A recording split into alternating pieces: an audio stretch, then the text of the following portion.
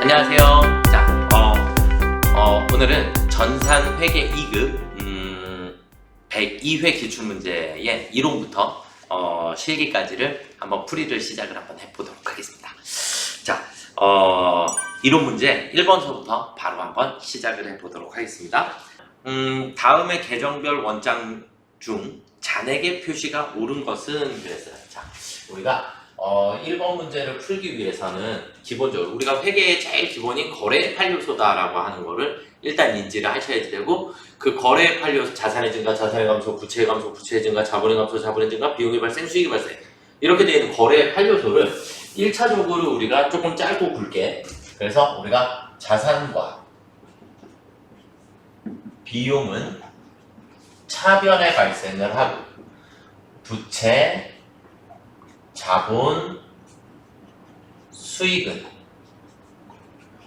대변에 발생을 하게 된다. 그래서 자산과 비용은 자기변이 차변이다. 그리고 부채, 자본, 수익은 자기변이 대변이다. 이렇게 분류만 해주실 수 있으시면 되겠고, 그러면 여러분들이 문제 풀으시려면 일단 우리가 자산, 부채, 자본, 수익, 비용 정도는 계정 과목 구분을 하실 수 있으실 거니까 거기에 맞춰서 우리가 진행을 해주시면 됩니다. 그럼 첫 번째 우리 나와 있는 건 선수금. 선수금은 우리 뭐에 해당하죠? 부채에 해당하죠, 그렇죠? 부채에 해당하니까 잔액이 무슨 변에 있어야 된다? 대변에 있어야 한다. 그래서 우리는 선수금은 대변에 잔액이 있어야 하고, 차량 운반부 2번 보기에 나와 있는 차량 운반부는 자산이죠. 그러니까 차변에 잔액이 있어야 한다. 선납세금 자산이고요. 그래서 차변에 잔액이 있어야 하고요. 그래서 정답은 4번 임차보증금. 임차보증금 자산이거든요. 기타 비유동자산. 그래서 자산은 우리가 차변에 잔액이 있어야 하기 때문에 그래서 정답은 4번이 됩니다. 그래서 잠깐만 1번 문제, 그래서 계정과목 분류 자체는 여러분들이 무조건 하실 수 있으셔야 되고, 혹은 실무 프로그램에 우리가 계정과목 및 적요 등록에 들어가시면 자산 계정과목, 부채 계정과목 분류를 보실 수 있으실 거고, 그래서 계정과목을 확인을 해주시면 될 것 같고요. 자, 그 다음 문제 2번으로 넘어가 보겠습니다. 다음 중 영업손익에 영향을 미치지 않는 것은 그랬는데, 자, 문제 2번을 풀기 위해서 우리가 손익계산서의 기본 구조를 외우고 계셔야지 돼요. 그러면 우리가 손익계산서는 일단 우리가 매출액에서 마이너스 매출 원가를 빼주시면 우리는 여기서 매출 총이익이라고 하는 걸 계산을 하실 수 있고, 그리고 마이너스 판매비와 관리비를 빼주시면 우리는 영업이익이다 라고 하는 게 나와요. 그리고 여기에서 플러스 영업외 수익을 더하고 마이너스 영업외 비용을 빼주시면, 그러면 이제 우리는 여기서 법인세, 차감전, 순이익이라고 하는 게 나오고요. 그리고 마지막으로 법인세를 빼주시고 나면 당기순이익이다 라고 하는 게 나와요. 이렇게 되어 있는데, 우리가 기본적으로 뭐 암기는 당연히 하시고 계셔야지 되고, 시험 문제 2번 문제는 너무 자주 출제되는 문제고, 우리가 수익 비용들 중에 우리가 수익은 매출 수익이라는 거, 영업 수익, 그 다음에 영업의 수익, 이렇게 두 개밖에 없어요. 그래서 매출을 제외한 나머지는 전부 다 영업의 수익이다, 이렇게 보시면 되겠고, 비용은 매출원가, 판매비와 관리비, 영업의 비용, 법인세 비용, 이렇게 네 가지로 구분이 돼요. 근데 매출원가는 매출원가 하나밖에 없으니까, 법인세도 법인세 하나밖에 없으니까, 그럼 우리는 판매비와 관리비냐 영업의 비용이냐의 구분이 너무 중요하고, 우리는 영업의 비용을 무조건 외우셔야 해요. 영업의 비용을 외우시는 게 훨씬 더 빠르니까, 판매비와 관리비를 다 외우시는 것보다 영업의 비용에는 이자 비용, 기부금, 무슨 손, 실, 그리고 기타의 대손상각비가 있어요. 그래서 계정 과목을 일단 요만큼만 외워주시면 외워주시면 영업의 비용은 일단 구분이 가능하다. 이렇게 보시면 되겠고, 자, 문제로 다시 한번 돌아가 볼게요. 영업손익에 영향을 미치지 않는 것은, 영업손익이라는 것은 여기에 있는 이 영업이익을 얘기를 해야 돼요. 영업이익. 이걸 이제 우리가, 원래는 여기 영업손익인데, 손실일 수도 있고 이익일 수도 있다 보니까, 영업손익이다라고 얘기를 하는 거고, 저는 그냥 편의상 영업이익이다라고 얘기를 많이 하는데, 일단, 어찌됐든 영업이익을 계산을 하는데, 영향을 미치지 않는 것. 영향이라는 얘기는 영업이익을 계산하는 건 이 위에 부분만 필요하니까. 그쵸? 그래서 여기 위에 있는 부분만 이 영업이익에 영향을 미치게 된다. 결국 이 밑에 있는 영업의 비용은 영업이익에 영향을 미치지 않는다. 그래서 영향을 미치지 않는 것은 그랬으니까 무조건 영업의 비용을 찾으시면 정답이 됩니다. 그래서 정답은 3번 이자 비용이 정답이 돼요. 그러니까 급여, 접대비, 감가상각비는 모두 다 판매비와 관리비에 해당하기 때문에. 그래서 정답은 3번이 된다. 이해가 되시죠?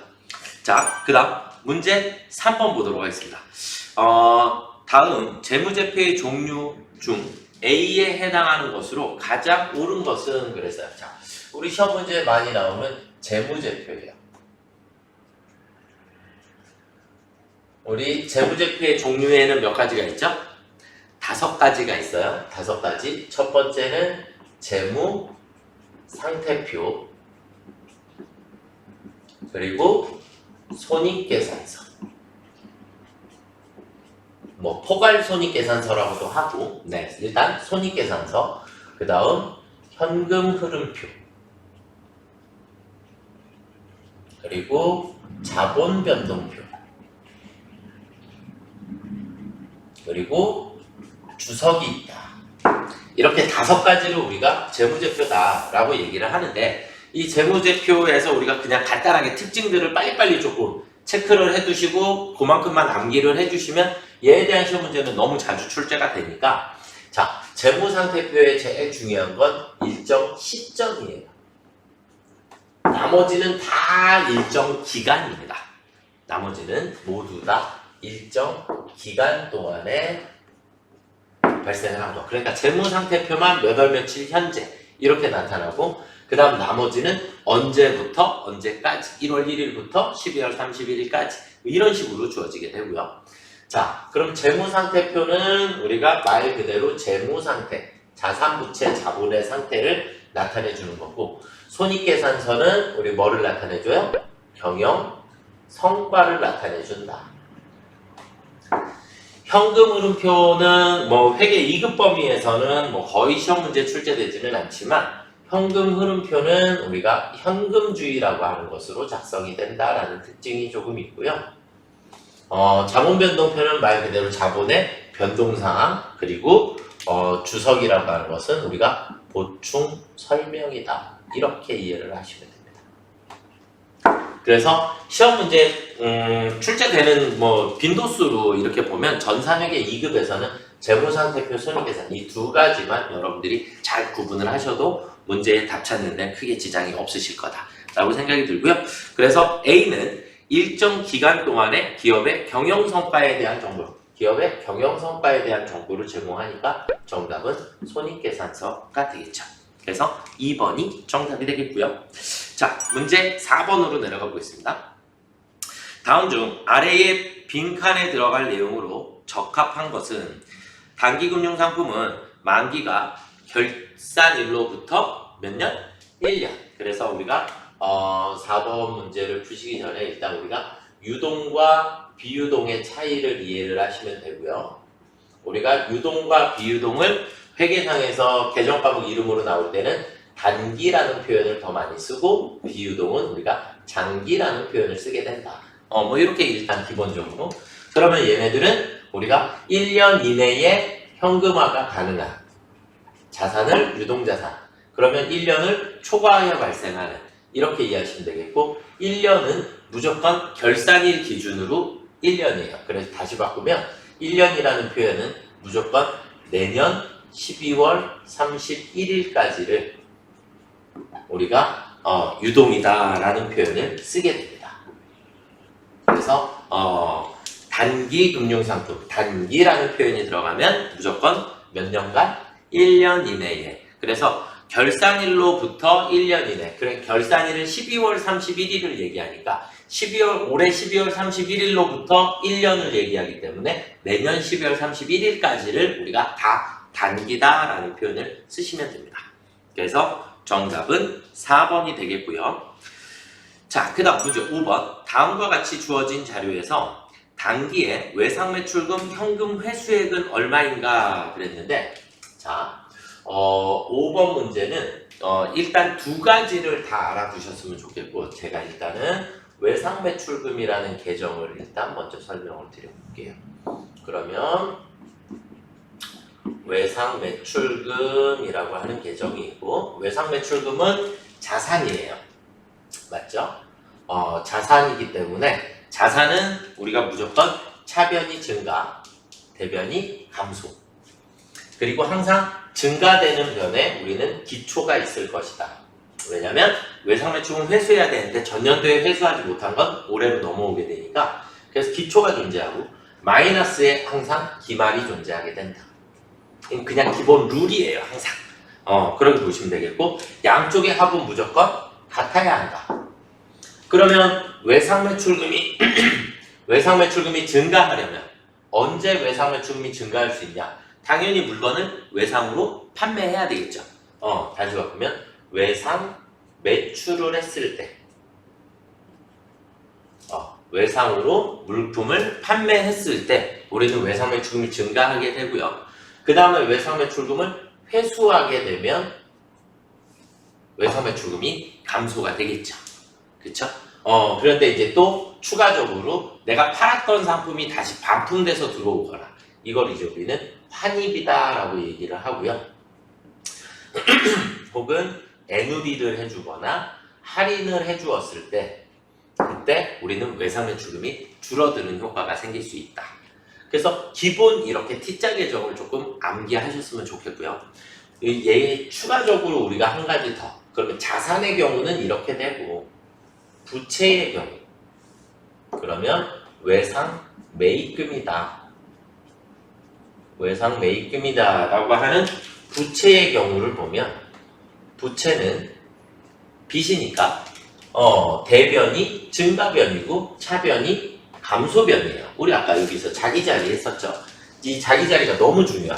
그래서 외상매입금은 당연히 기초가 대변에 이월돼서 넘어온 거고, 그 다음에 기말은 차변에 존재를 하게 돼요. 자, 그러면 양쪽의 합은 무조건 같아야 하고, 외상매입금이 증가하려면 당연히 외상으로 뭐 해야 돼요? 무언가를 매입해야 하겠죠. 그렇죠? 원재료나 상품이나 이런 것들을 매입을 했을 때 외상매입금이 증가를 하는 거고, 당연히 외상매입금이 줄어들으려면 외상매입금은 내가 갚아야 되는 빚이니까 지급해야 하겠죠. 지급을 하게 되면 외상매입금이 줄어들게 되고요. 마찬가지 매입했던 상품을 반품한다든지 환출, 혹은 NUD, 혹은 할인을 받게 되면 우리는 외상매입금이 줄어들 것이다. 이렇게 좀 반대의 경우의 수가 생기게 돼요.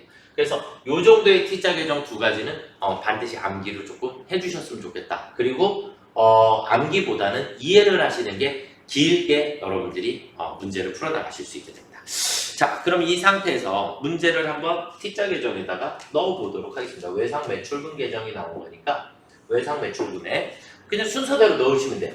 기초 잔액은 200만 원이었습니다. 기초는 차변에 200만 원. 그 다음에 기말 잔액은 300만 원. 그럼 기말은 대변에 300만 원. 이렇게 될 거고요. 자, 그 다음에 단기에 발생한 외상매출액. 단기에 발생한 외상매출. 그럼 외상매출이 발생했다 그랬으니까 차변에 500만 원만큼을 넣어주시면 될 것 같고요.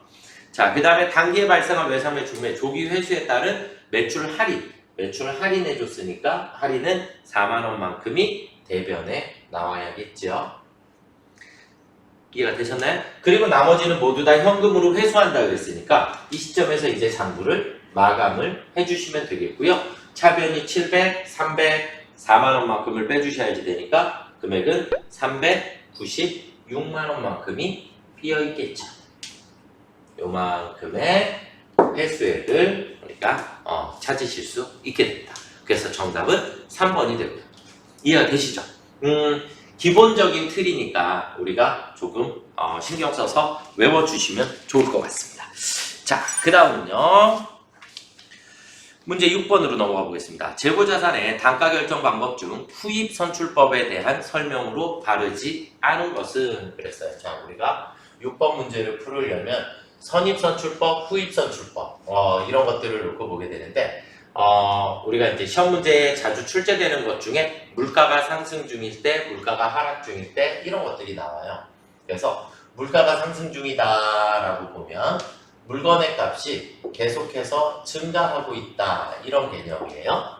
자, 그런데 여기서 이제 우리가 선입선출법이다 그러면 1일날 사온 거, 2일날 사온 거, 3일날 사온 거 이렇게 보시면 되겠고 먼저 들어온 게 먼저 나간다. 앞에 있는 게 먼저 나가게 된다. 그러면 제일 뒤에 있는 나머지가 기말재고로 남게 된다. 이게 지금 무슨 법이요? 선입선출법. 이렇게 이해를 하시면 되겠고, 자, 지금은 우리가 문제상에서 후입선출법이라고 나왔으니까 후입선출법은 뒤에 있는 것부터 나가게 된다. 그러면 1일날 사온 게 기말재고로 남게 될 거다. 이것을 우리가 후입선출법 이라고 해요. 자, 이렇게가 일단 기본이고요. 먼저 들어온 거냐? 먼저 들어온 게 나가냐? 나중에 들어온 게 나가냐? 자, 그런데 우리가 여기에 있는 기말을 보면 얘는 기말이 크고 얘는 기말이 작죠. 이것 때문에 여기에 있는 이 매출원가의 계산이 바뀌게 돼요. 자, 우리는 여기서 매출원가를 계산하려면 매출원가는 기초상품재고액에 플러스 단기순 매입에 더해서 마이너스 기말상품재고액을 빼주시면 여기서 우리는 매출원가라는 게 산출이 됩니다. 매출원가. 그런데 기말이 1번이 들어가냐 3번이 들어가냐에 따라서 양쪽의 합은 무조건 정해져 있기 때문에 같기 때문에 기말이 큰 게 들어가면 매출원가는 상대적으로 작아져요. 기말이 작게 들어가면 매출원가는 상대적으로 커질 수밖에 없고 양쪽의 합은 무조건 같으니까.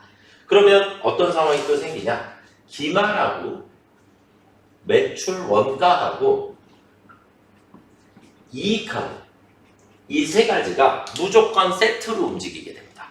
기말이 커지게 되면 상대적인 매출원가는 줄어들게 되고 매출원가가 줄어들게 되면 매출 총이익은 다시 커지게 돼요. 반대로 기말이 작아지면 원가는 커지고 이익은 작아지게 됩니다. 이렇게가 세트로 움직이게 돼요. 자, 그럼 지금 문제상에서는 후입선출법을 선택을 했으니까 후입선출법은 나중에 들어온 게 먼저 나가니까 기말이 어떻게 돼요? 작은 게 남았죠? 기말이 작은 게 남았어요. 기말이 작아지면 매출원가는 커지게 되고 상대적으로 이익은 다시 작아지게 됩니다. 이해가 좀 되셨나요? 이렇게 일단 기본적인 거를 조금 이해를 조금 해주시고 자, 보기를 일단 한번 보시면 실제 물량 흐름과 원가 흐름이 대체로 일치한다. 그럼 순서대로 진행이 된다는 얘기거든요. 순서대로 진행이 되는 건 선입선출법. 당연히 먼저 들어온 게 먼저 나가는 차례대로 진행이 되는. 그래서 1번 보기는 선입선출법에 대한 설명이고요.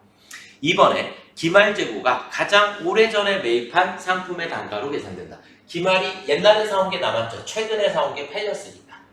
이렇게 되고요. 물가 상승 시 이익이 과소 계산된다. 이익이 작아진다. 물가가 상승할 때 뒤에서부터 나가니까 기말이 작아지기 때문에 기말이 작아지면 이익도 작아지게 된다. 물가 상승 시 기말재고가 과소평가된다. 네, 다 같은 말. 그래서 정답은 1번이 되겠습니다. 자, 그 다음 문제 7번을 한번 보도록 하겠습니다. 다음 중 유형자산으로 인식하기 위한 조건을 충족한 자본적 지출에 해당하지 않는 것은 그러면 이제 우리가 7번 문제를 풀기 위해서는 우리가 자본적 지출과 수익적 지출이라고 하는 개념을 이해를 하셔야 되고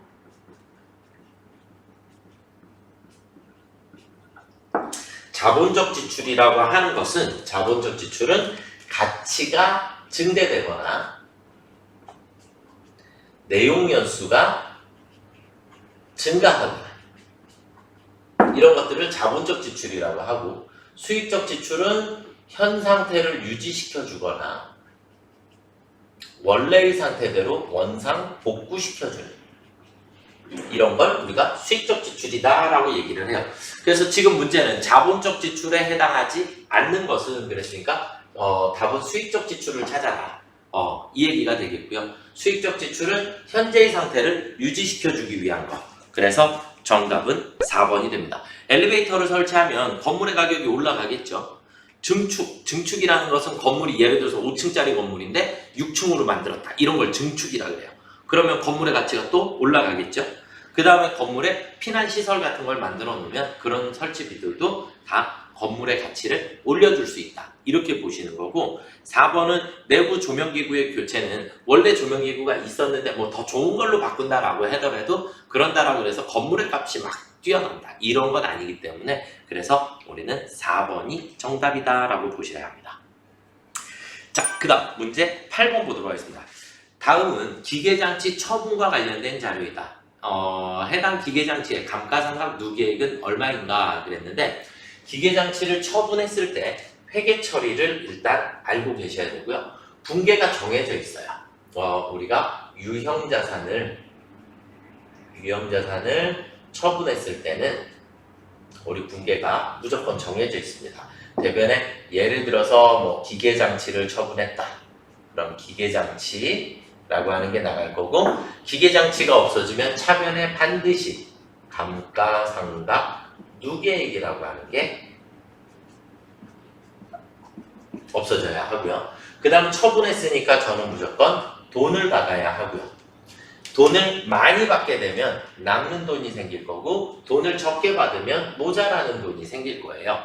남는 돈이 생기면 이때 우리는 뭐라고 하냐면 유형자산 처분 이익이다 라고 얘기를 해요.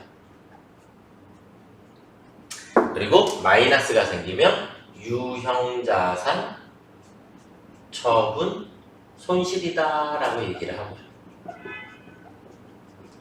이렇게 보시면 됩니다. 이 분계는 그냥 무조건 유형자산의 처분에 관련하여 분계가 정해져 있어요. 이렇게 정해져 있으니 그러면 이제 숫자를 대입을 한번 해볼까요? 문제에 나와 있는 걸 그대로. 자, 취득가액 68만원. 그러면 저는 뭐 예를 들어서 지금 기계장치니까 기계장치가 얼마짜리가 나간다? 68만원짜리가 나간다.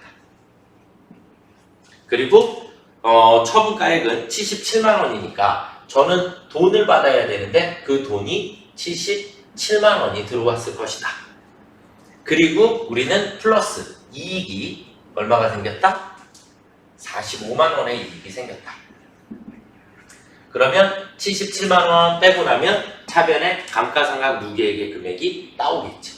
감가상각 누계액은 36만원입니다. 이렇게 찾으실 수 있는, 양쪽의 합은 무조건 같아야 돼. 둘 중에 하나만 나오는 거니까 이해되시죠? 그래서 우리가 36만원이 정답입니다. 자, 그 다음 문제 9번을 한번 보도록 하겠습니다. 문제 9번은 다음 설명과 관련한 개정 과목으로 옳은 것은 현금의 입금 등이 발생하였으나 처리할 개정 과목이나 금액이 확정되지 않은 경우 개정 과목이나 금액이 확정될 때까지 일시적으로 처리하는 개정 과목을 우리는 가수금이라고 하죠. 우리 여기다가 잠깐 써볼까요? 우리가 가수금이라는 게 있고 그 다음에 가지급금이라고 하는 게 있어요. 가수금은 돈이 들어왔는데 왜 들어왔는지를 모르는 거예요. 그러니까 가수금은 돈이 입금이 되었다. 입금이 되었는데 그 원인을 알지 못할 때 쓰는 개정 과목이고, 가지급금은 내가 돈을 지급을 했는데 아직 어디에다 쓸지 명확하지 않다. 그래서 우리가 가지급금은 출장비 같은 데서 우리가 가지급금이다 라고 하는 개정 과목을 사용을 하게 된다. 그래서 정답은 4번이 됩니다. 입금이 됐지만 그 원인을 아직 알 수 없을 때 우리는 가수금이다 라고 하는 겁니다. 자, 그 다음은 문제 10번을 한번 보도록 하겠습니다. 다음 중 외상매입금 개정이 차변에 기입되는 거래는 외상매입금 차변. 아까 외상매입금 계정도 설명드렸으니까 이 외상매입금의 차변에 기록되는 거래를 물어봤어요. 그러면 차변에 기입되는 거래는 외상매입금을 지급하였거나, 맞죠? 외상매입금을 지급한 거래가 외상매입금 계정 차변에 오니까 상품 구입대금을 한 달 후에 지급하기로 했을 때는 외상매입금이 생긴 거죠.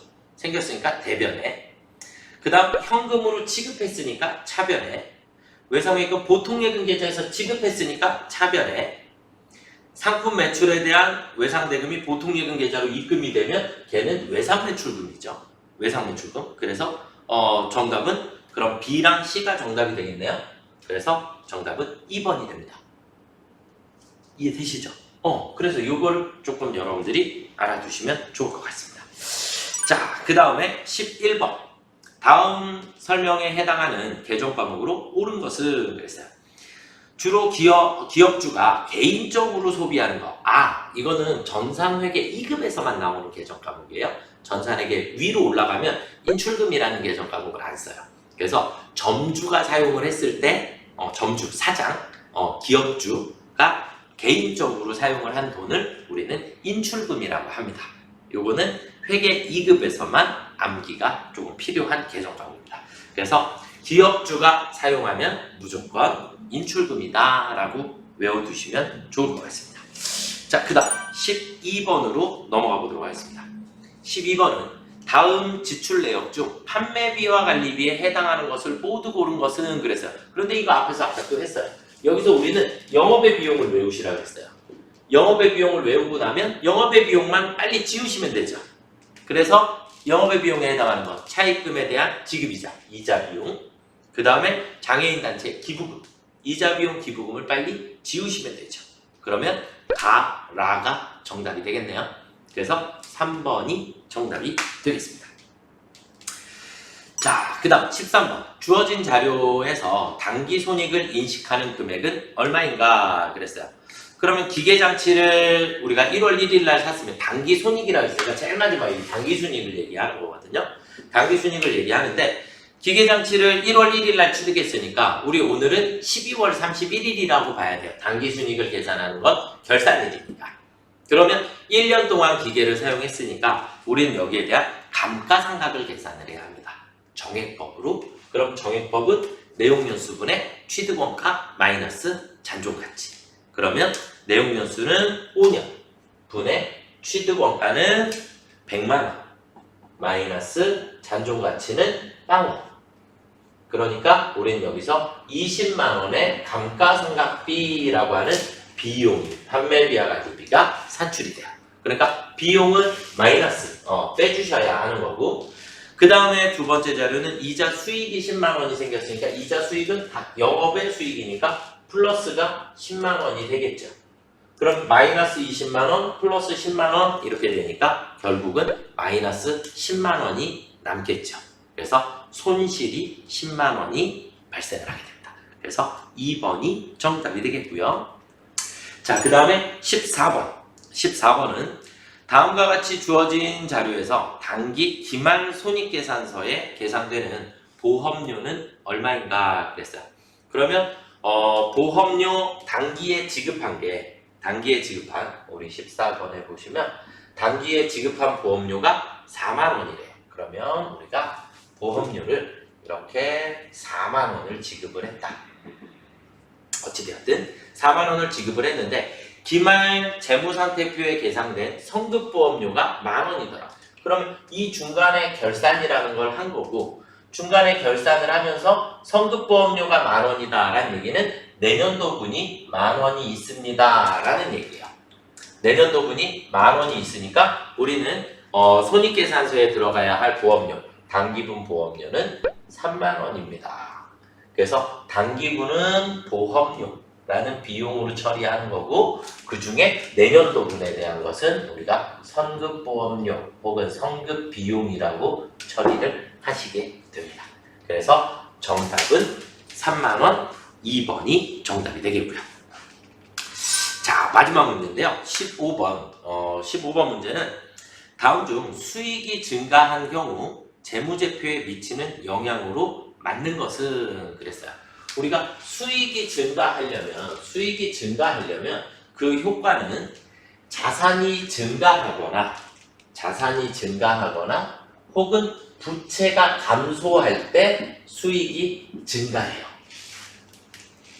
수익이라는 건 내가 돈을 벌어들이는 효과니까 돈을 벌었다는 얘기는 내 자산이 늘어날 수 있고 혹은 빚을 갚았다 혹은 빚을 면제받았다 이렇게 해도 수익이 발생을 하게 돼요. 그래서 빚이 줄어드는 효과가 생겼을 때도 수익이 발생을 하기 때문에 우리는 수익이 발생한다는 의미는 자산이 감소하거나 자산이 증가하거나 부채가 감소할 때 우리가 수익이 발생을 한다. 그리고 수익이 증가를 하면 결론적으로 나중에 자본이 증가를 하도록 되어 있다. 수익은 돈 버는 거니까. 우리가 손익계산서에 당기순이익이 나오면 이 당기순이익이 나중에는 결국 어디로 가냐면 자본의 플러스가 되게 돼요. 자본의 플러스가 되게 된다. 그래서 정답은 1번이 되겠습니다. 여기까지 이론 문제를 풀어봤는데 회계 2급은 앞에서 풀었던 문제가 뒤에 가서도 계속 반복이 되는 이런 상황들이 계속 생기니까 여러분들이 조금 꼼꼼하게 체크를 해서 암기를 잘 해주시면 좋을 것 같습니다. 네, 잠시 후에 우리 실무를 다시 한번 또 살펴보겠습니다.